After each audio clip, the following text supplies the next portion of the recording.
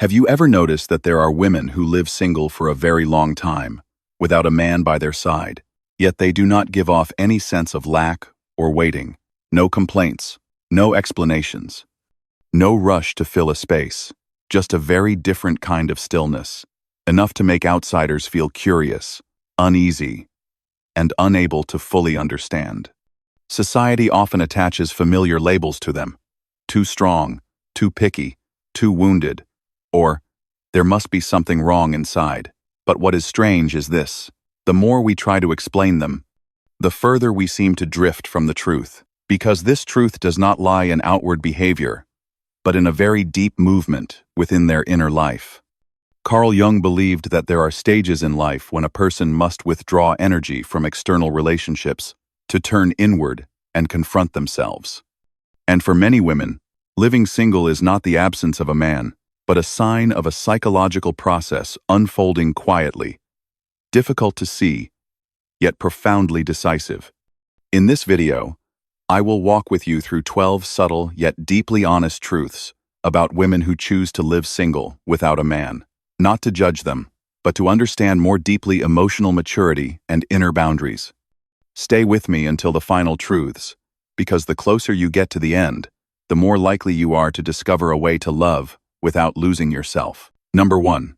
They are not single because they lack love, but because they no longer lack themselves.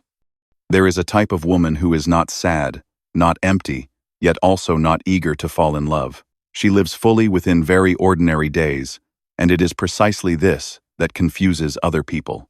Because we grow up with an almost default belief: in this life, everyone needs a love to lean on, someone to fill the gaps, to soothe loneliness, to confirm that we have value. So when encountering a woman who is not rushing to seek that, not anxious about the question, when will you fall in love, not treating singlehood as a temporary condition, people often assume, quietly, that she must be lacking something, or she is comforting herself with a kind of performative strength. But the truth moves in the opposite direction. These women are not looking for someone to fill a void because they have been looking directly at that void for a very long time. They are not frightened by being alone because they have learned how to stay with their own emotions instead of rushing to escape them. And they do not use relationships as a shelter to avoid themselves. This is what sets them apart most, not because they are somehow above others, but because they have passed through the stage of using love as a painkiller. You can recognize this through very small behaviors. When they have free time, they do not immediately open dating apps to fill the hours. When they feel sad, they do not rush to find someone to talk to just to forget. When they face emptiness, they do not hastily attach it to someone's name. They allow that feeling to exist quietly, sometimes uncomfortably, but truthfully, and it is that truth they are seeking, not distraction. Perhaps you have experienced a different phase. Being alone felt frightening. Evenings stretched long. The room fell silent, and within that silence, thoughts began to echo. Many people enter relationships simply to avoid hearing those echoes, not because they love, but because they are afraid of facing the question, if no one is beside me, who am I? But the woman in this story did not avoid that question. She stayed long enough to hear it through to the end. Carl Jung once wrote, "Loneliness does not come from having no people around you, but from being unable to communicate the things that seem important to you." For many people, also see one. Loneliness is not the absence of others, but the absence of connection with what truly matters inside. When a woman begins to touch that place, her real needs, real fears, real desires, the presence or absence of an external relationship is no longer a matter of survival. Here, what matters is not loving, but not using love to cover up, not using another person's presence to avoid confronting inner absence. And when this happens, their life energy changes. In Jungian terms, this is the moment when libido is no longer directed outward in search of an object, but turns inward to nourish the self, the center of one's being. This is not emotional numbness, but a sign of deep maturation. They are not people who no longer need anyone. They simply no longer need someone to exist. You can see this in very ordinary life. A woman may come home alone after work, cook a simple meal, open a book she has been reading, and then go to bed early. Not because she is sad, not because she has been left behind, but because her life already feels sufficient. There is no climax, no drama, just a quiet sense of wholeness. To outsiders, this rhythm may look unexciting, but to the person living it, it is a stability she has paid dearly to achieve. Have you ever wondered why some people feel empty even while in a relationship, while others feel peaceful when alone? The difference does not lie in relationship status, but in the degree of presence with oneself. Loneliness is when you need someone to fill a gap. Inner emptiness is when you lose connection with yourself. Even while surrounded by many people, this woman has learned to distinguish between the two, and that distinction has changed the way she loves. Carl Jung also said, "People will do anything, no matter how absurd, to avoid facing their own souls." Many relationships begin as acts of avoidance, avoiding sadness, avoiding meaninglessness, avoiding questions of self-worth. But when a woman stops doing that, she no longer rushes into love, not because her heart has closed, but because she does not want to use another person as a screen to hide parts of herself she has not yet faced. You may be listening now and asking yourself, what about me? Are you seeking love or seeking a way not to face yourself? Have you ever entered a relationship simply because you were afraid to be alone? Have you felt relief when someone texted you every night, yet felt heavier when forced to live honestly with what was inside? These questions are not comfortable, but they are real. And only when you dare to stay with them do you begin to understand why some women choose singlehood without feeling deprived. This does not mean they are finished or perfect. They still have unsteady days, moments of weakness, times when they long to be held. The difference is this: they do not allow those moments to dictate all of their choices. They do not deposit their self-worth into whether someone chooses them. They do not trade boundaries for presence. And because of that, they no longer see love as salvation. Carl Jung wrote, "The privilege of a lifetime is to become who you truly are." Becoming yourself is not a slogan. It is a deeply solitary inner process. You must dare to look at the gaps you once tried to fill with others. You must learn to sit in silence without panic. And when you do, you arrive at a simple, yet profound truth. When the inside is already full, love is no longer a painkiller. At that point, love does not arrive to rescue you from emptiness. It arrives as a meeting between two people who can already stand on their own. No one needs the other to exist, yet both choose to stay because they want to. That is why these women are not in a hurry. Not because they fear love, but because they respect themselves enough not to use love as an escape. And if you are listening to this story with a faint, stirring inside, that may not be a coincidence. Perhaps you, too, are beginning to touch a similar truth, that not lacking yourself is the deepest foundation of all mature love. Number 2, they reject the role of one half because they have experienced the cost of losing themselves. We grow up with a very familiar story. Love is a pairing, two missing halves finding each other. One half completes the other.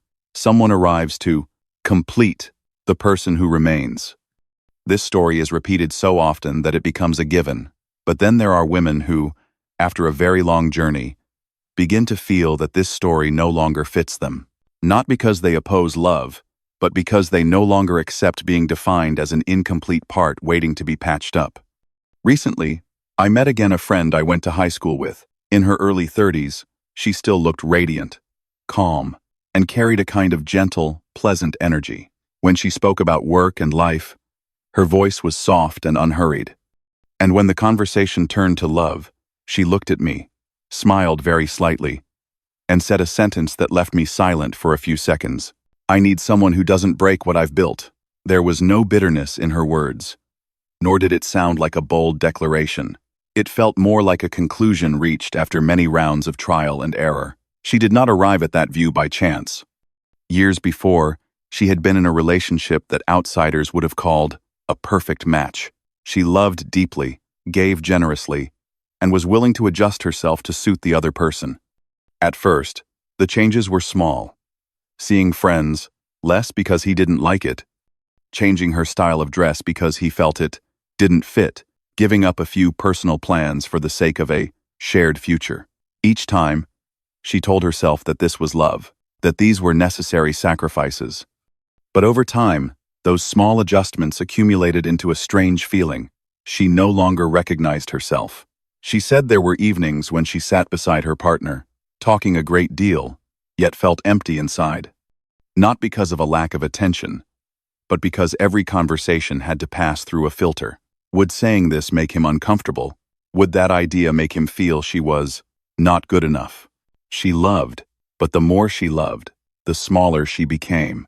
And when the relationship ended, what hurt her most was not losing him, but realizing how much of herself she had lost in the process of loving. This is the kind of wound that is characteristic of the pattern of completing oneself for another.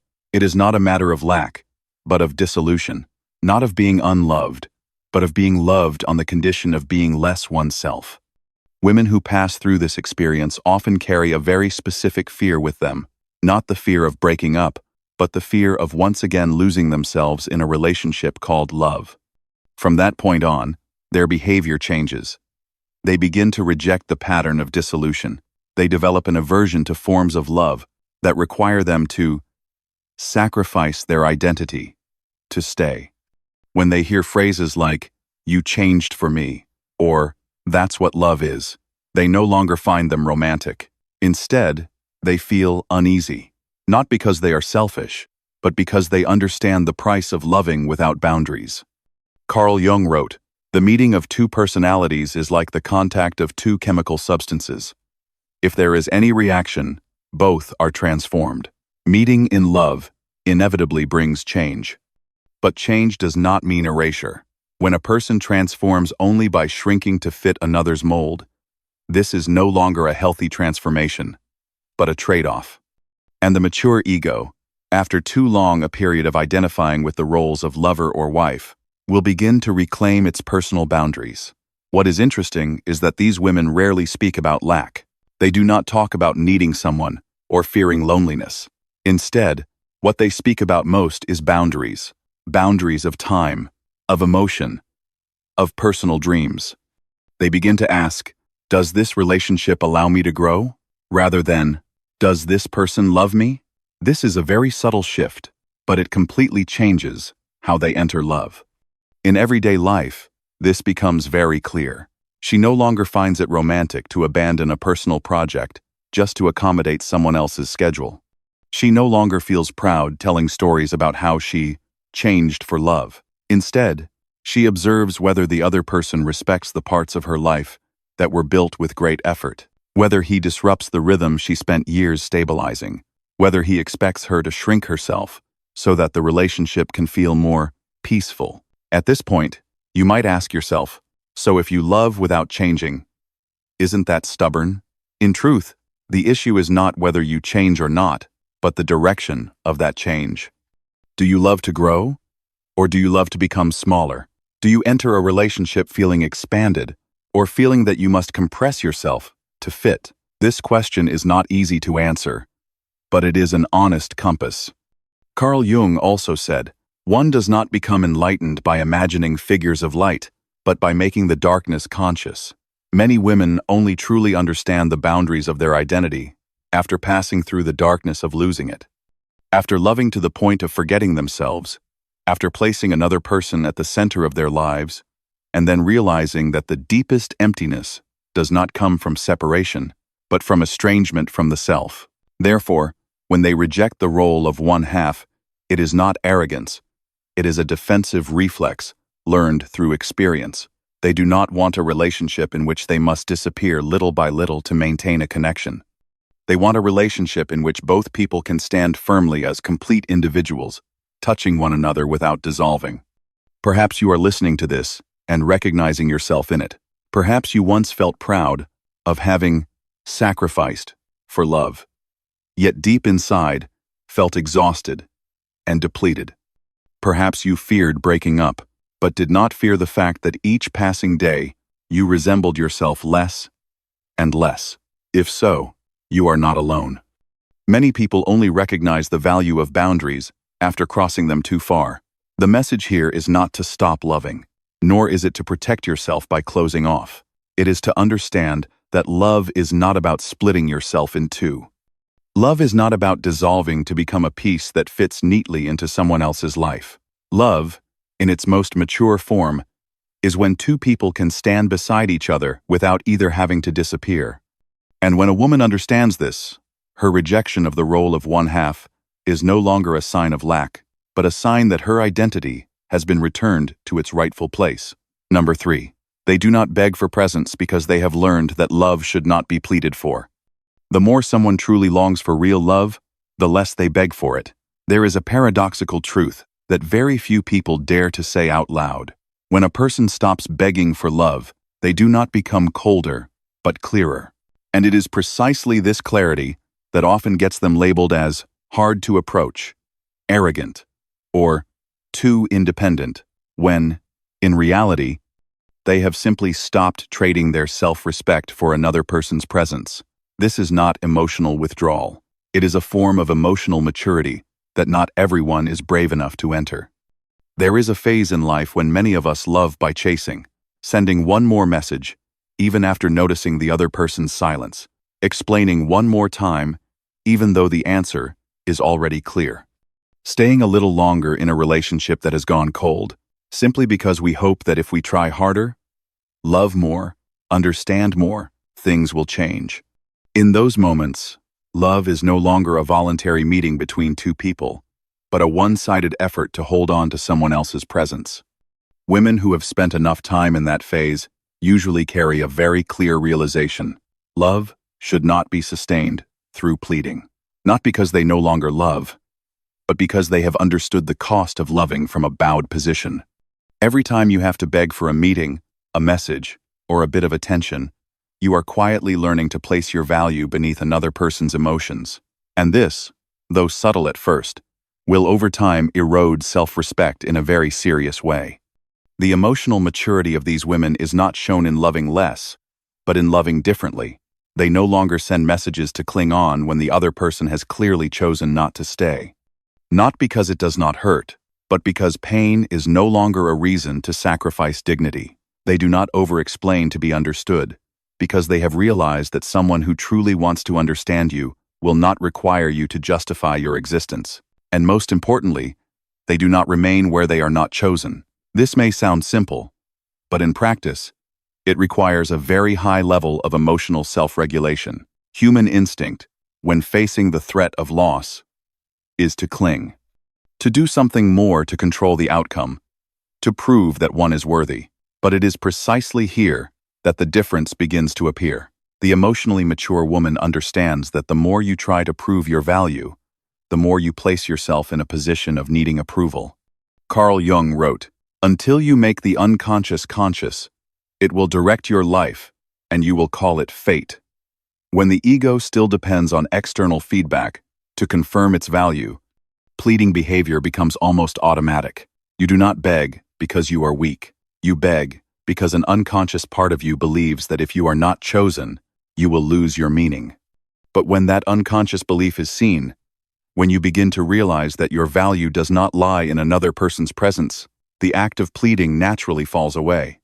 In everyday life, this becomes very visible in moments that seem small. A conversation that reaches a dead end, where the other person consistently avoids, stays silent, or responds half-heartedly. Before, you might have asked more questions, tried to clarify, even argued just to be noticed. But the woman who has moved beyond pleading chooses a different way. She leaves in silence. Not as a tactic, not to attract attention, but because she recognizes that staying longer only pulls her further away from herself. This silence is often misunderstood.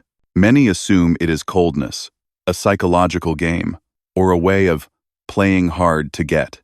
In reality, it is the result of a long process of learning to listen to oneself. She listens to the feeling of being abandoned, even while sitting beside someone. She listens to the exhaustion of constantly having to prove that she is worthy of love. And when those signals become clear enough, she chooses to leave as an act of self-protection, not as a punishment. At this point, you might be asking yourself, if everyone leaves in silence, What will remain of love? This question is honest, but try looking a little deeper. Do you stay because you love, or because you fear being left behind? Do you keep clinging because the relationship still nourishes you, or because you fear the emptiness of being alone? The difference lies not in the action, but in the motive beneath it. Carl Jung said, "Loneliness does not come from having no people around you, but from being unable to communicate the things that seem important to you." There are relationships in which you are not lonely in form, yet profoundly lonely in existence. In those relationships, you may be physically present, but your emotions are always waiting to be acknowledged. And it is in those moments that the emotionally mature woman understands that shallow presence can be more painful than absence itself. Therefore, when they do not beg for presence, it is not because they need no one. It is because they have learned that love should not be pleaded for. Love, if it is real, will find its way. If it has to be dragged, held, or begged for, then what you are holding is no longer love, but fear. And fear, no matter how subtly disguised, cannot become a solid foundation for a healthy relationship. The message here is not to leave at the first sign of difficulty, nor is it to turn silence into a weapon. It is about learning to recognize when staying begins to wound your self-respect. Love is not begged, for it is invited. And that invitation only has real meaning when it comes from two free individuals, not from one person standing and another kneeling. If you have made it this far, I sincerely want to thank you for staying long enough with yourself. Not everyone is willing to listen to things that touch on self-respect and the way we love. If this content has helped you feel calmer and clearer, please like and share it, not to convince anyone else, but to remind yourself that love does not need to be pleaded for. Now, let us move together into truth number 4, where you will begin to see more clearly the difference between true presence and very subtle performances of emotion. Number 4, they can see the difference between true presence and emotional performance. Carl Jung believed that human beings are masters at wearing masks even when they believe they are in love. Not every form of closeness is connection, and not every expression of care carries real presence. There are women who, after a long period of observation and experience, begin to recognize a difference that is very subtle, yet decisive. The difference between someone being there and someone truly being present. And once they recognize this, they are no longer easily persuaded by words. In the past, many of us believed that emotion could be measured by intensity. Whoever spoke more, promised more, and expressed themselves more passionately was assumed to love more deeply. But over time, some women come to realize this. Real emotion does not need to be loud. It does not need a stage, carefully rehearsed lines, or constant proof. Genuine emotion is usually quieter, steadier, and consistent in a way that is very difficult to perform. Their sensitivity to inauthenticity does not come from innate suspicion, but from having trusted the wrong things too many times. They have been drawn in by beautiful words, sweet gestures, and promises spoken at moments when they were most vulnerable. And then, over time, they arrive at a realization that makes it impossible to return to the way they once were. Words can be learned, but presence cannot be faked for long. A person can say everything you want to hear and still be absent when you need them. And once this feeling is recognized, it is very hard to ignore. Carl Jung wrote, "The persona is that which in reality one is not, but which oneself, as well as others, think one is." After many experiences of projection, when we assign to others the qualities we long for, intuition begins to sharpen. The emotionally mature woman no longer loves through imagination, but through observation. She does not ask, "What does this person say?" But rather, "What does this person do? How consistently, when no one is watching?" This becomes especially clear in how they respond to sweetness. In the past, promises might have made their hearts flutter.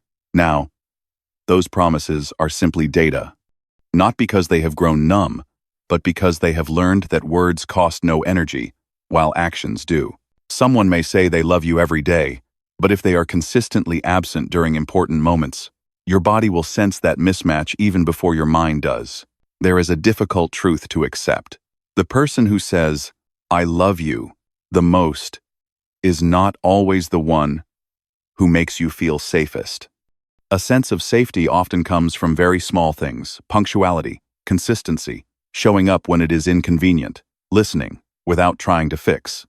These things do not create dramatic highs, but they create a foundation. And a woman who has gone far enough on her journey will choose foundation over intensity. You can see this in very ordinary life. Someone who always knows exactly what to say to make you feel special, but disappears when you need a serious conversation. Someone who appears caring in front of others, yet becomes distant and disconnected when it is just the two of you. In the past, you might have blamed yourself for being too sensitive, but the emotionally mature woman trusts her own perception more. She does not need dramatic proof. Prolonged inconsistency is enough. What matters here is not judging someone as fake or sincere, but the ability to recognize, are you loving a real person, or are you loving a role they are performing for you? A role can be very appealing. It is designed to hit the right needs, at the right time, at the right vulnerabilities. But a role cannot sustain true presence in moments of silence, on uninspired days, or during life phases that demand maturity rather than emotional highs. Carl Jung said, "People will do anything, no matter how absurd, to avoid facing their own souls." Emotional performance, at a certain level, is also a way for people to avoid facing themselves.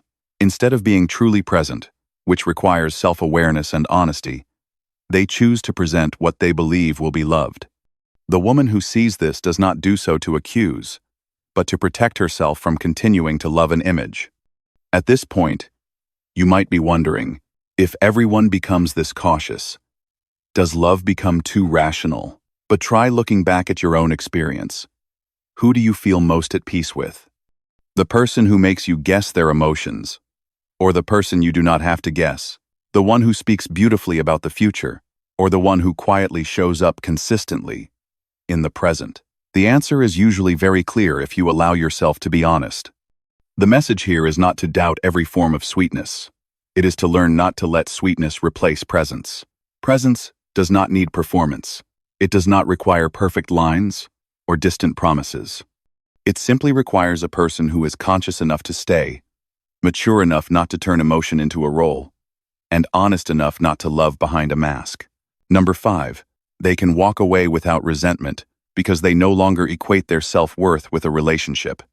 We often think that leaving is a sign of unhealed wounds, that only those who are still angry, still hurting, still unable to let go, are the ones who turn their backs. But there is another kind of withdrawal, very different from that, one that carries no resentment, requires no long explanations, leaves behind no arguments about who was right or wrong. This is not running away, but a mature form of self-protection. Among women who choose to live single, when they decide a relationship must end, they leave very quietly. No drama. No public shaming of the other person. No need to turn a breakup into a story to prove they were the victim, because at this stage, they understand one essential truth: their value does not lie in whether someone chooses to keep them. That quietness often confuses others, because we are used to seeing breakups as battles. There must be a winner and a loser, a right side and a wrong side. Tears, accusations, and endless questions are expected. But a woman who no longer identifies herself through a relationship does not need for any of that. She does not need to prove that she loved more, sacrificed more, or was treated worse. She only needs to remain whole. This does not mean she feels no pain. It means pain no longer dictates her behavior. She does not leave to punish anyone, nor does she stay to be validated. She leaves because staying would mean continuing to trade away her self-respect, and at some point, that cost becomes too high. Carl Jung wrote, "Until you make the unconscious conscious, it will direct your life, and you will call it fate." When self-worth is still tightly bound to a relationship, every reaction after a breakup becomes an unconscious reflex: clinging, anger, revenge, or self-erasure. But when the ego no longer equates who I am with whether I am loved, behavior shifts in a very clear way. Leaving is no longer a reflex. it becomes a conscious choice. You can recognize this in very ordinary behaviors. She does not need to speak badly about her ex to feel right. She does not need to rally friends to take her side. She does not post cryptic status updates. She does not need to prove that she is fine or that she is hurting. She returns to her own rhythm, quietly reorganizes what was disrupted, and continues moving forward. In this case, a breakup is not a war. It is like a door closed at the right moment, so that drafts no longer blow into places that have already grown fragile. What matters to distinguish here is this. Leaving is not about fearing attachment, nor is it about avoiding conflict. It is emotional self-governance. This is very different from not begging. Not begging means not lowering yourself to stay. Leaving quietly means you no longer need to prove anything in order to go. They may look similar on the outside, but internally, they are entirely different. Perhaps you have witnessed or lived through a relationship where every disagreement made you feel as though your worth was under threat. You had to explain, defend, justify yourself as the good one, the right one. And when you thought about leaving, what frightened you most was not losing the other person, but losing the feeling of being chosen. If that feels familiar, then you may still be in a stage where your identity is tied to the relationship. A woman who can leave without resentment has already passed through that stage. She understands that the end of a relationship does not define her as a failure, nor does it turn the other person into a villain. It simply means that these two people are no longer compatible in their current versions. And that truth does not need justification. So I want to ask you a question not for you to answer immediately, but to sit with. When you stay in a relationship, are you staying out of love or because you need validation? And if you leave, are you leaving for freedom or because you fear that staying will mean continuing to lose yourself? The message here is simple, though not easy to practice. Walking away is also a form of self-love, not loud, not proud, just a clear-eyed choice made by someone who understands that they do not need to be kept to have value. Number 6. They are not drawn to promises, but to depth and emotional responsibility. Among the single women I have met, they all share one very clear belief, even though each expresses it differently. I don't need promises. I need presence. For them, presence is not merely showing up for appearances, but the ability to stay with emotions, stay with the truth, and stay with the consequences a relationship creates. When someone has heard too many promises without seeing real movement, they begin to change their criteria, not because they are pessimistic, but because they have learned a very simple, lived truth. Words are easy, but depth cannot be faked for long. Because of this, they are often labeled as hard to love. But this difficulty does not come from demanding something lofty or unrealistic. It comes from no longer being interested in vague futures painted with words. Phrases like, "I'll change someday," "We'll figure it out later," or "I'm not ready right now, but I really love you," once carried great weight. Now, they are simply questions that have not been answered through action. And when there is no action, they choose to step back. These women observe very carefully how the other person faces their own emotions, not when everything is smooth and pleasant, but when there is conflict, disappointment, or discomfort. They notice whether the person avoids responsibility, shifts blame, withdraws into silence, or whether they are mature enough to stay, listen, and take responsibility for their part. For them, this is where a person's true depth is revealed. Carl Jung wrote, "The shoe that fits, one person pinches another. There is no recipe for living that suits all cases." A mature consciousness no longer looks for a universal formula for love, but seeks compatibility at the inner level. At this stage, that consciousness is no longer attracted to illusions. It seeks emotional responsibility, the ability of a person to recognize their own feelings, name them, and not shift that burden onto someone else.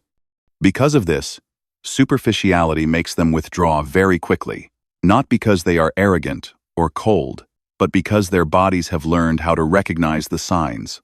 Conversations that stay on the surface, formulaic compliments, promises spoken too early, all of these create a familiar sense of emptiness. And they have been there before. They have believed. They have hoped. They have waited. And so now, they no longer have the patience to repeat the cycle. In very ordinary daily life, this shows up in small details.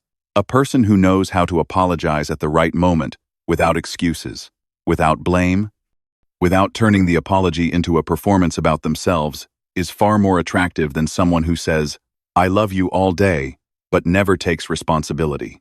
A person who can say, "I was wrong," and truly change their behavior creates a deeper sense of safety than any promise about a distant future. You may have met someone like this before. They do not rush. They are not swept up in grand narratives. They listen more than they speak, and when they do not see depth, they withdraw quietly. Not to punish, but because they respect their own inner standards. Those standards have nothing to do with appearance, status, or surface-level romance. They are about one question: is this person capable of staying with the truth? Are they capable of taking responsibility for their own emotions? I want to ask you a gentle question, one that may reach deep. What usually attracts you to someone? What they say they will do in the future, or how they handle what is happening right now? Do you feel safer hearing promises, or seeing someone willing to face reality, make repairs, and take responsibility? The message of this truth is not to deny promises, but to place them in their proper position. Depth does not need to promise itself. It reveals itself through how a person lives, loves, and takes responsibility for their emotions every day.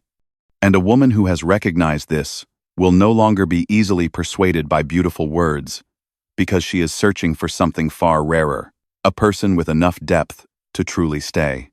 If you have made it this far, we want to thank you for your patience in listening and staying with this journey. You are not only understanding more about women who choose to live single, but also touching more deeply into how you love, how you choose, and how you show up. If this content has brought you greater clarity or calm, please like and subscribe to the channel to continue walking with us. Now, we can move on to truth number 7, where you will begin to understand why, sometimes, being alone is safer than being in the wrong place.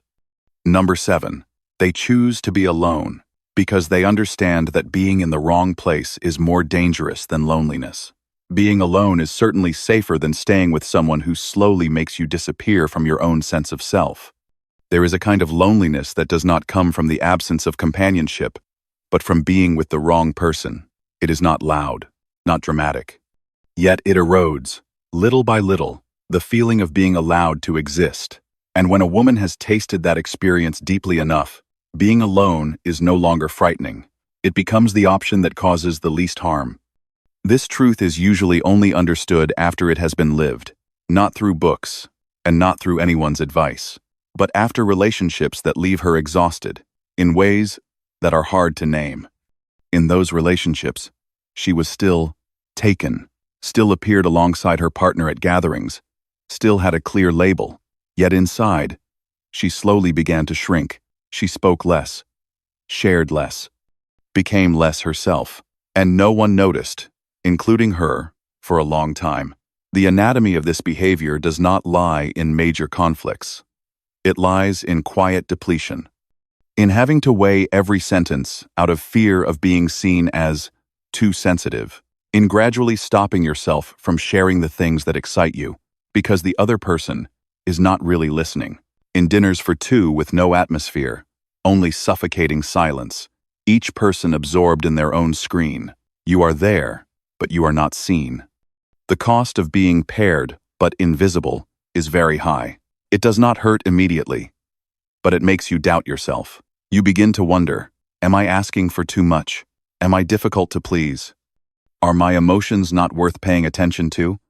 And slowly, for the relationship to continue, you choose to erase parts of yourself, not because you are weak, but because you are trying to preserve a connection that is no longer safe.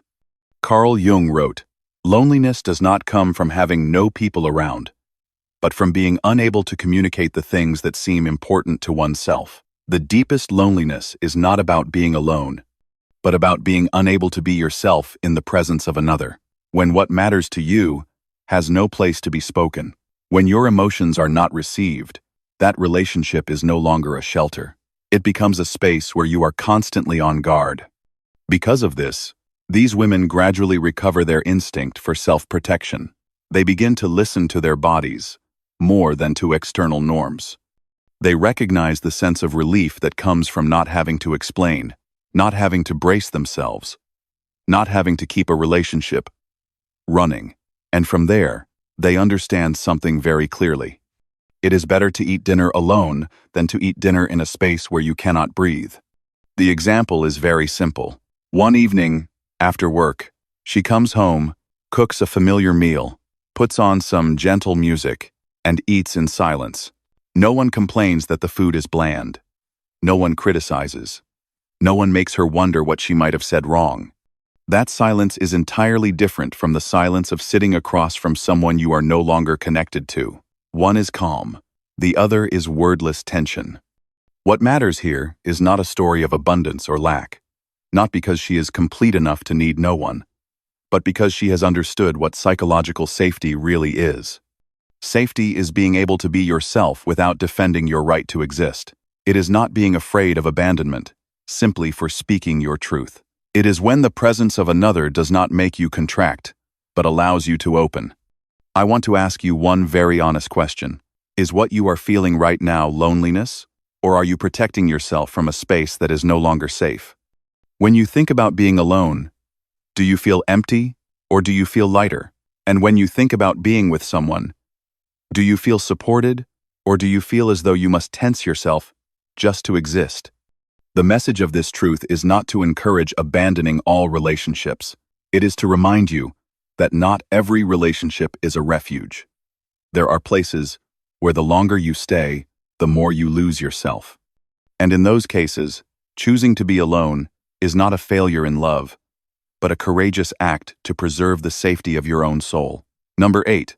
They no longer wait to be chosen, because they have reclaimed the power to choose. When you no longer need to be chosen, that is when you truly gain the power to choose. In a world long accustomed to women standing in a position of waiting, waiting to be noticed, waiting to be pursued, waiting to be validated, some women begin to do the opposite. They no longer stand still in a posture of longing for someone else's gaze. And this reversal often creates discomfort, not only for the person across from them, but even for themselves at first, because it disrupts an emotional order that has existed deep within the collective unconscious for a very long time. We grow up within a familiar logic. Love arrives when someone chooses you. You are loved when you are attractive enough, good enough, suitable enough for another person's desires. And because of that, many people enter relationships from a position lower than they realize. Not lower in value, but lower in inner power. They observe the other person's reactions first, then adjust themselves afterward. They wait for messages, wait for invitations, wait for signs, and in that waiting, they unconsciously hand over the authority over their emotional life to someone else. For women who have lived through enough of these cycles, a very subtle shift begins to take place. Not because they are angry, and not because they want to prove anything, but because they are tired. Tired of always being in a state of waiting, tired of the feeling that their emotional life is suspended by someone else's choices. And from that exhaustion, they begin to reclaim something that had long been neglected, the right to choose. The behavioral anatomy here is very clear, yet not loud. They no longer chase ambiguous signals. They no longer try to keep a conversation going when the other person has already begun to withdraw. They no longer stay in unclear relationships, simply out of fear of missing an opportunity. Not because they do not know how to wait, but because they no longer want to live in a state where their power is hanging in someone else's hands. The emotions that accompany this shift often feel strange at first.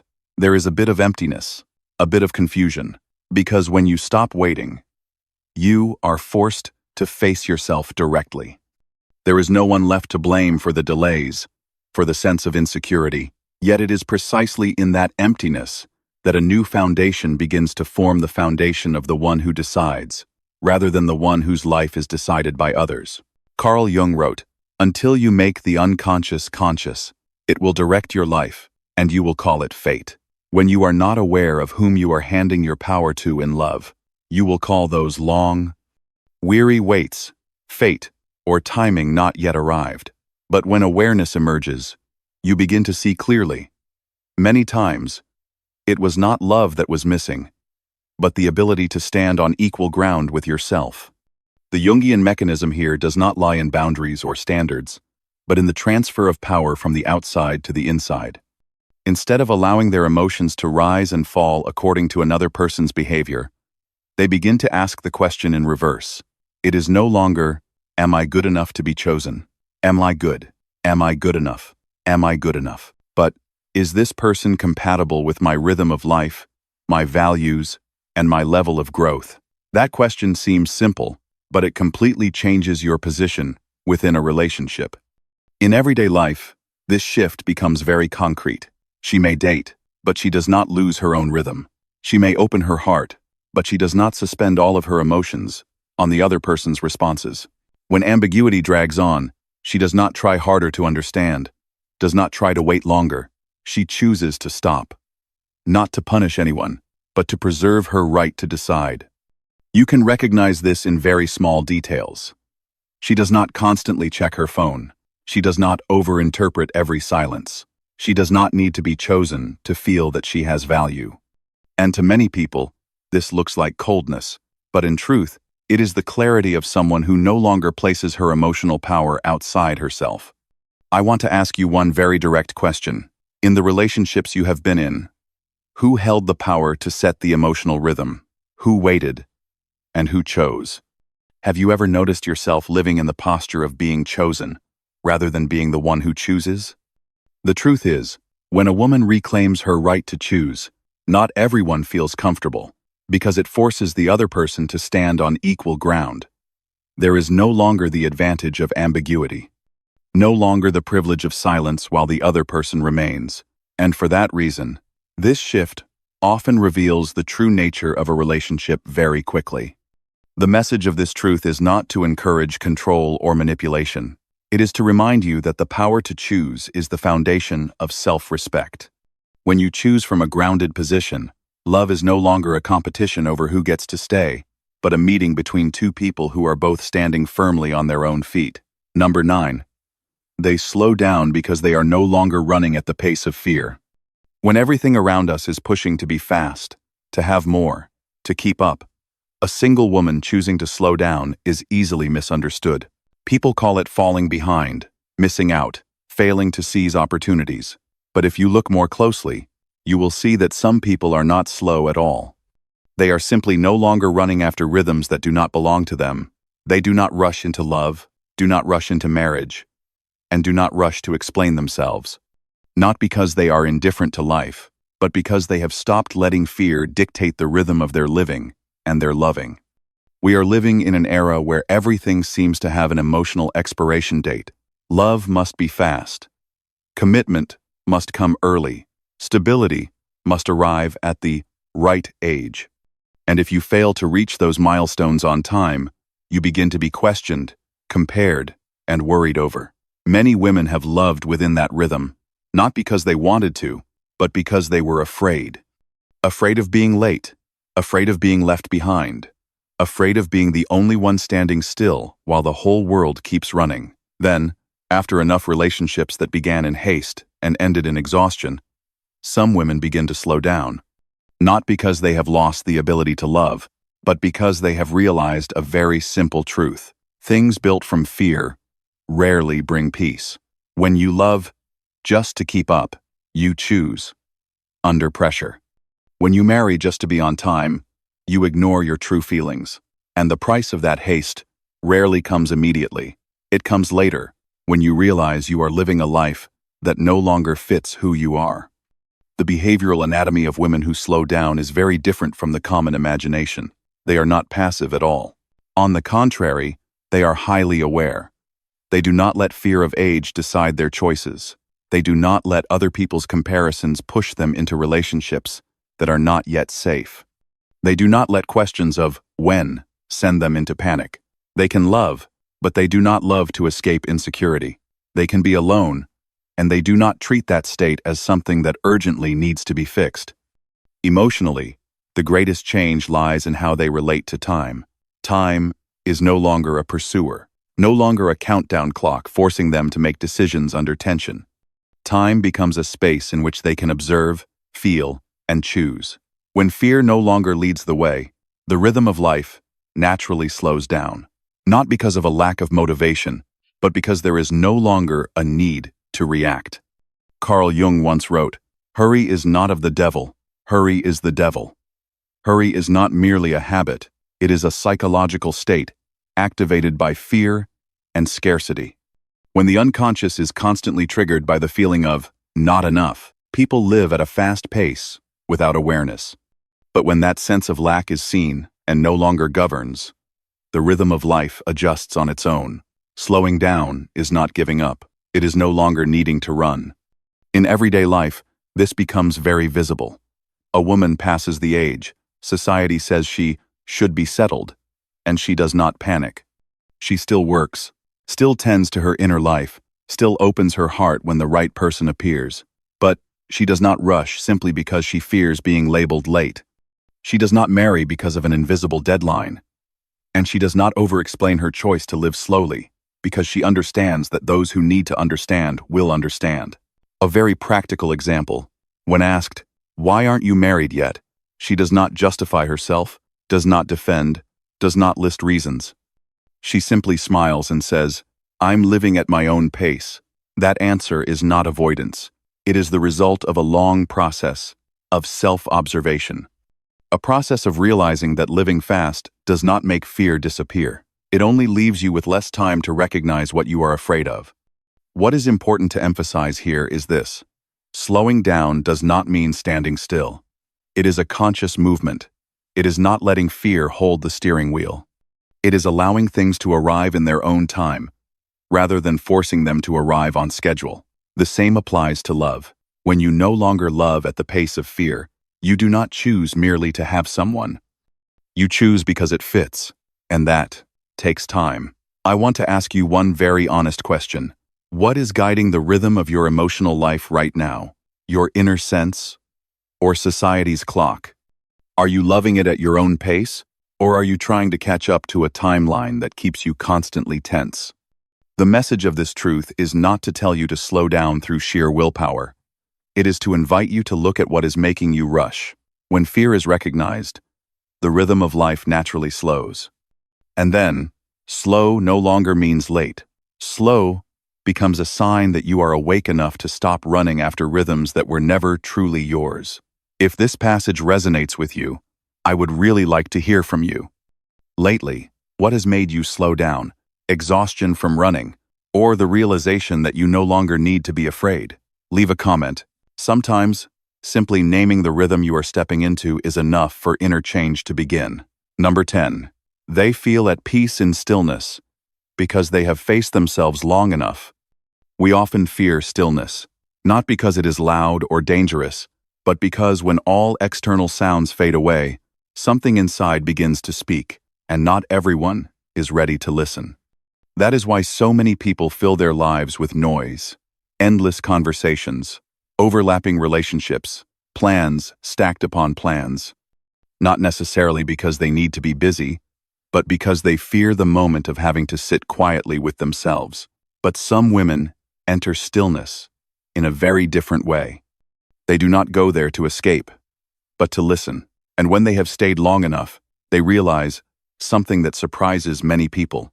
Stillness is not empty at all. It only feels empty to those who have never truly stayed. There is a very common confusion between stillness and loneliness, between silence and absence. People often assume that when there is no one beside you, when weekends hold no plans, when the phone does not ring, it must be a sign of sadness. But for women who have moved through enough layers of emotional noise, stillness carries a completely different meaning. It is not a void that needs to be filled, but a space to breathe, a space where they do not have to play any role at all. The behavioral anatomy of these women is very subtle. They do not panic when they are alone. They do not need to keep music playing constantly, just to fill the quiet. They do not need to text someone simply to feel connected. They can sit in a quiet room, do their work, read a few pages of a book, brew a cup of tea, and feel no need to prove anything. Silence does not make them hate themselves. On the contrary, it becomes a familiar environment where they can be themselves without being scrutinized. Emotionally, this is a very deep stage of maturity, because many people, when alone, begin to engage with harsh inner voices, self-blame, comparison, and doubt about their own worth. That is why they fear stillness. But these women have already faced those voices, not once, but many times. They have gone through periods of looking directly at fear, at unhealed parts, at the feeling of not being loved, not being chosen, not being recognized, and instead of running away, they stayed. That staying is what changed the quality of stillness. Carl Jung once wrote, "One does not become enlightened by imagining figures of light, but by making the darkness conscious. When the darkness is seen, it no longer needs to shout. When the inner parts have been acknowledged, stillness is no longer a place where emptiness is exposed, but a place of rest. Here, the self, the central core of the person, begins to take the lead, instead of unconscious defensive reactions. In everyday life, this shows up in very small details. A woman can spend an entire weekend without specific plans, without meeting anyone, without posting anything online, and still feel complete.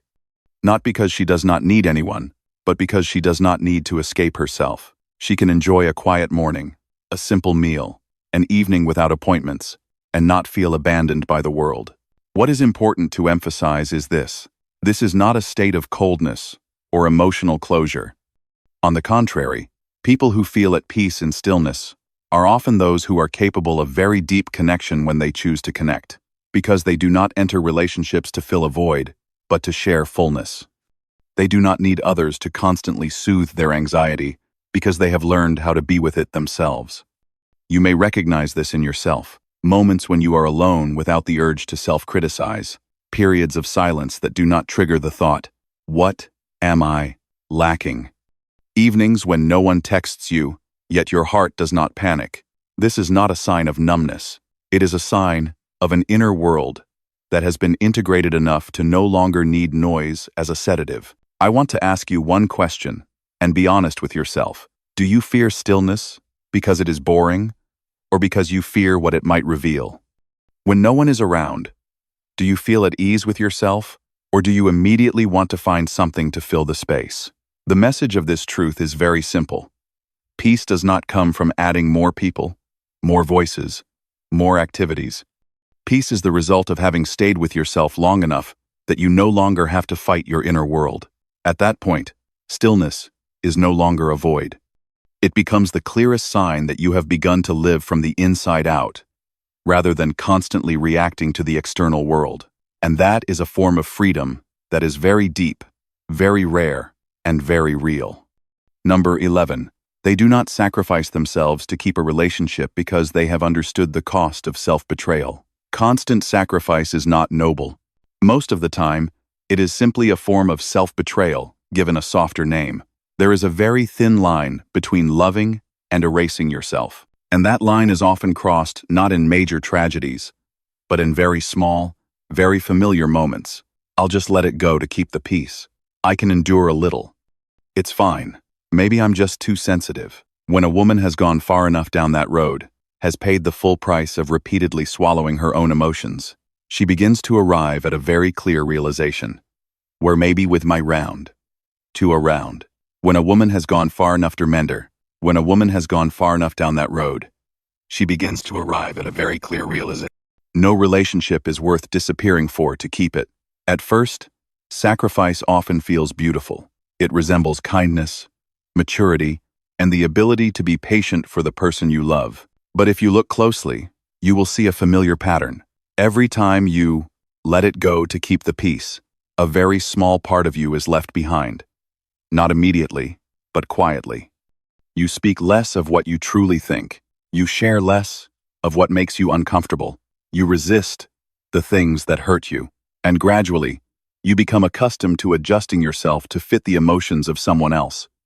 The behavioral anatomy of these women becomes very clear once they wake up. They no longer see silent endurance as a virtue. They are no longer proud of being understanding at the cost of hurting themselves. They begin to feel an aversion to relationships where peace only exists if they are the one who yields first, yields more, and yields forever. Not because they have become selfish, but because they are far too familiar with the feeling of losing themselves after each time they say, "It's fine, let it go." Yes, emotionally, this is a very deep transformation.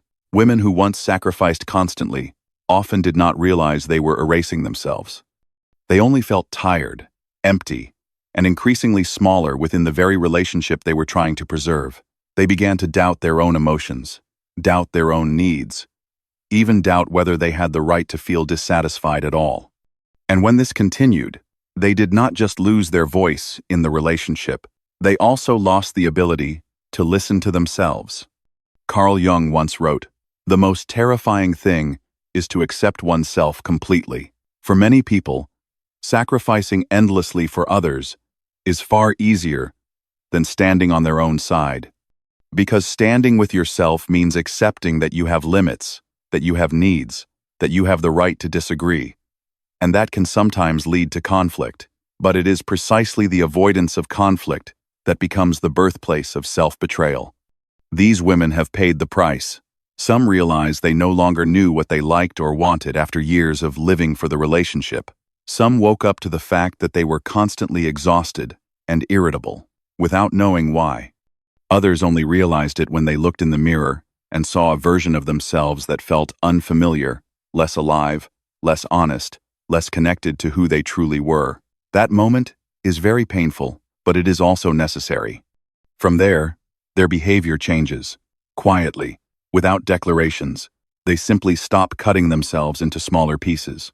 They no longer agree to things that hurt them, even if they are still afraid of losing the other person. They no longer measure love by endurance. And most importantly, they no longer use their own sacrifice as a way to keep a relationship alive. In very concrete daily life, this shows up in small but decisive choices. A woman may say no to something that hurts her, instead of smiling it away. She may remain silent not to endure, but to avoid saying things that betray her own feelings. She may accept the other person's displeasure, rather than forcing herself to be agreeable at all costs. Not because she does not need the relationship, but because she no longer accepts having to disappear to be loved. I want to ask you one question, and you do not need to answer it for anyone else. Each time you endure to keep the peace, are you preserving the relationship, or are you trading away yourself? And if you continue making that trade for a few more years, what will you have left to bring into that love? The message of this truth is very clear, but not extreme. Love does not require you to commit identity suicide. Love does not demand that you stay silent in the face of what hurts you. And healthily loving another person can only happen when you have learned not to betray yourself. These women do not refuse sacrifice because they lack love. They refuse because they have understood this. Only when you remain whole does love have a place to stay. Number 12. They still long for love, but for a love that does not require them to shrink. What confuses many people the most is this.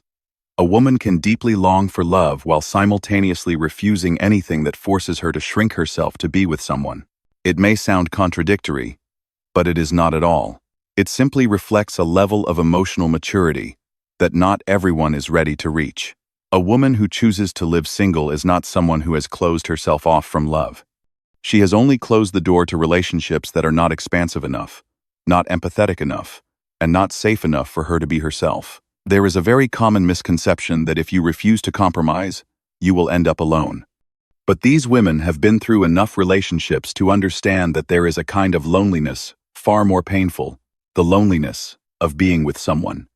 It is the feeling of having to monitor your words, edit your emotions, and make your dreams smaller so you do not become too much for the other person. And once they have experienced that feeling, they no longer mistake it for love. An analysis of their behavior reveals a very different kind of openness. They are not closed off. They still feel moved, still long for connection, still desire emotional intimacy. But they open their hearts selectively. Not everyone who enters gets to stay. Not because they are arrogant, but because they understand the cost of opening up indiscriminately. They love, but they do not dissolve. They connect, but they do not lose their inner boundaries.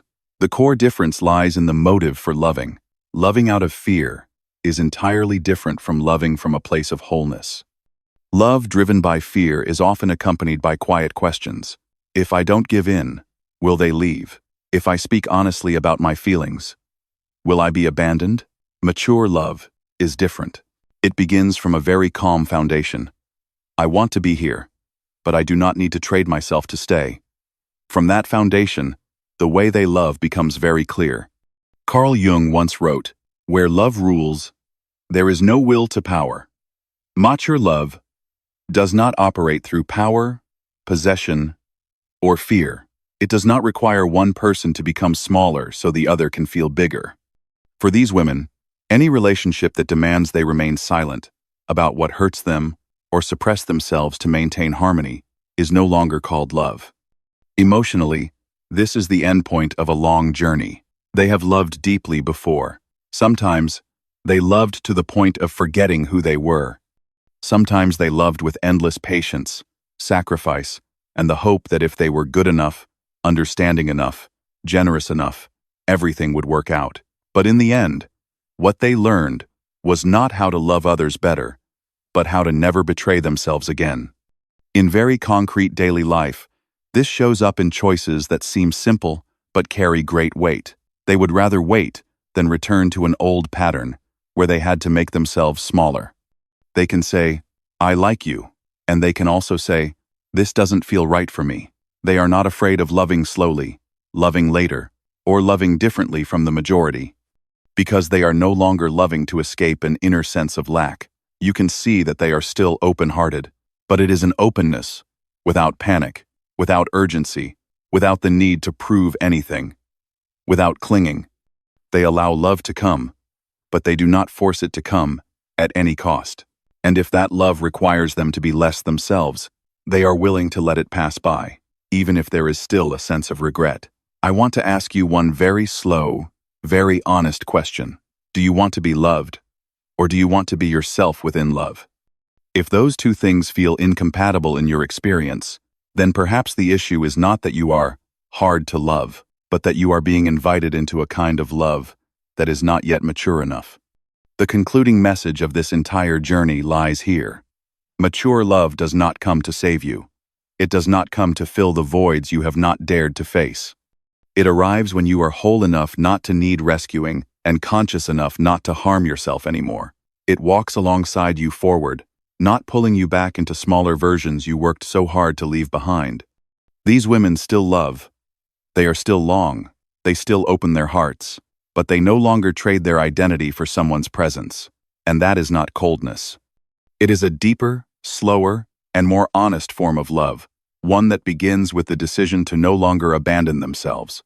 Perhaps after completing this journey, you have begun to look at women who live single with a different perspective, no longer rushing to label them as strong, or lonely, proud, or wounded. Simply understanding this, some people are not turning away from love. They are only turning away from patterns that require them to shrink, to stay. Carl Jung once wrote, "The privilege of a lifetime is to become who you truly are." And perhaps the choice these women make to live alone is not a rejection, but a return to the self, to boundaries, to the truth within. You do not have to be like them, and you do not have to justify your own choices. Sometimes, maturity is simply being honest enough to listen to what is happening inside you, and brave enough not to betray it. If this content resonated with you, please like, share, and subscribe, not out of habit, but out of choice, so that we can continue meeting again in deeper conversations about the inner world, freedom, and ways of living without betraying ourselves.